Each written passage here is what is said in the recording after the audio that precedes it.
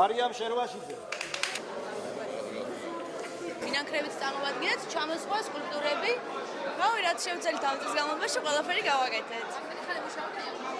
ამდენი ხანი მუშაობდით ამ ყველაფერზე და ბოლოს 3 თვე უფრო ძირითადად ყველაფერზე ამ ჩამოსხვა დაყალიბებაზე და ისე 2 წელი მუშაობდით კარგად. შემაჯამებელი გამოფენაა ესა. ყოველ წელიწად სტარდება ასეთი გამოფენა და ამ გამოფენაში მონაწილეობას ღებულობს 38 სტუდენტი.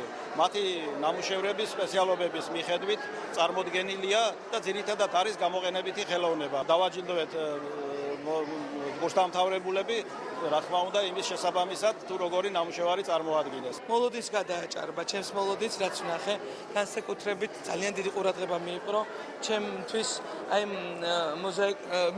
მინანქროლმა ნამუშევარმა და დიდი მადლობა ამ ბავშვებს, პედაგოგებს და ყველას, ვინც აი მასში მიიღო მონაწილეობა.